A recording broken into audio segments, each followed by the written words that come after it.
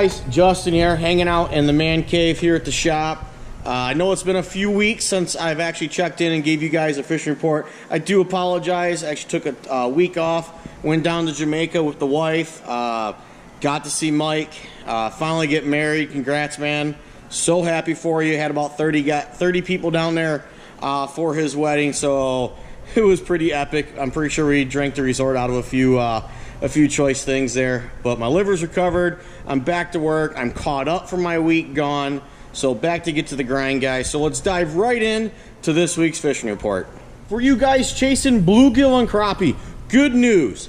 Yesterday's rain and cold northeast winds has signaled the transition that the fall bite is right around the corner.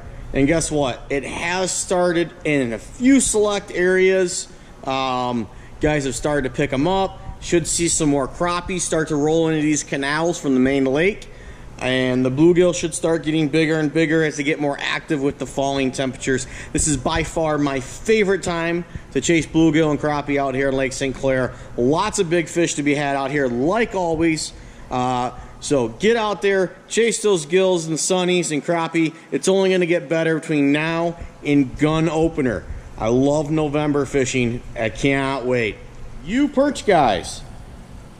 The main lake, yes, has gotten a little dirty due to the wind and all the rain we got this week, but that is a good thing. It has started to cool down out here on the lake, and it's going to signal these perch that it's time to start coming in, and all these heavy winds do a wonderful thing of getting rid of hiding places, so that all these scattered little pods of perch are going to have to group up in the bigger schools, and that's when the fall perch fishing gets really good out here on Lake St. Clair. Slip bobbers and perch rigs are still your go-to. With the water being a little dirtier, perch rigs are going to be nice because you can fish right below the boat a lot easier in the majority of the lake.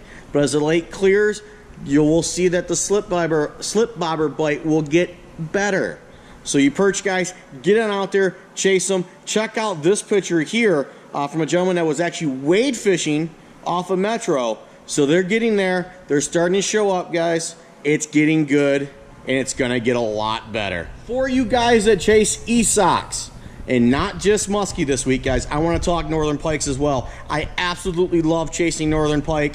It's never a bad thing when I catch northern pike. I prefer northern pike over muskie, but when the water temp starts to cool down, those northerns really start to get active. So look for those isolated weed beds in that 12 to 6 foot of water for those northern pike.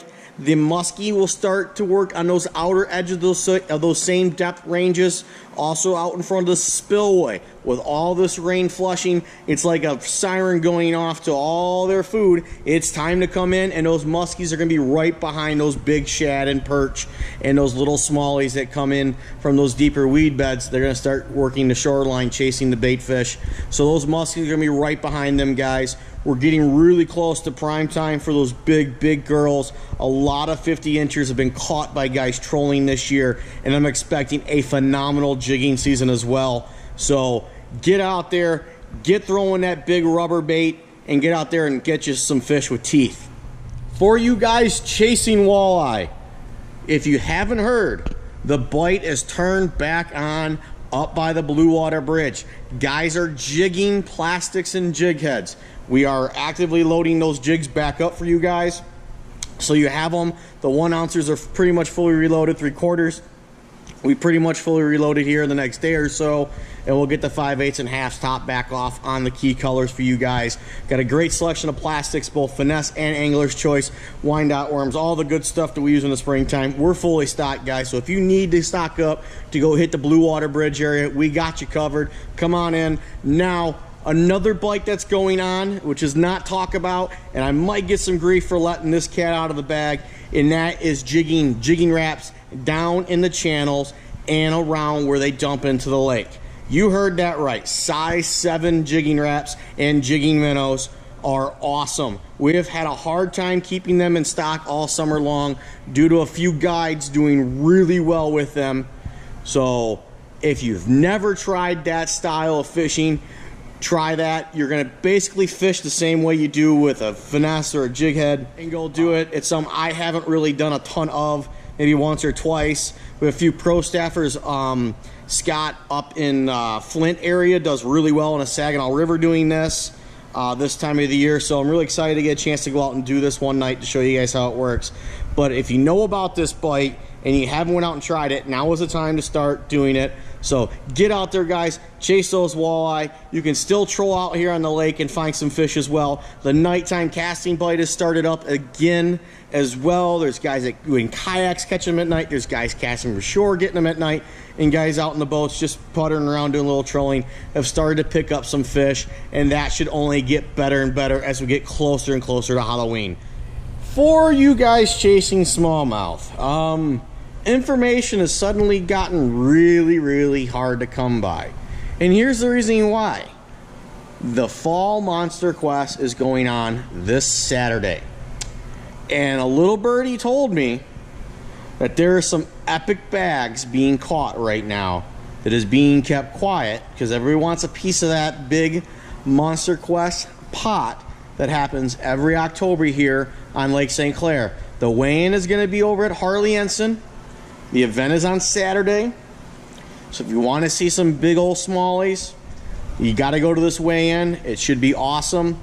I had a couple people say that maybe the record for the biggest one-day bag might be broken this year, and maybe it, just maybe, might be done by Scott Dobson and his partner, the ones that said it.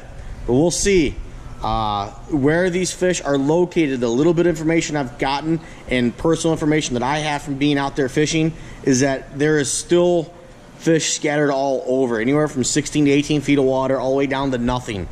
Me personally, I've done best in 10 to 12 foot of water. I had a bunch of customers did well out deeper, and I had a couple customers do really well fishing the 6 to 8 foot of water. With all this rain and wind we had and this temperature starts to drop, you should begin to see those fish group up and get to those fall locations.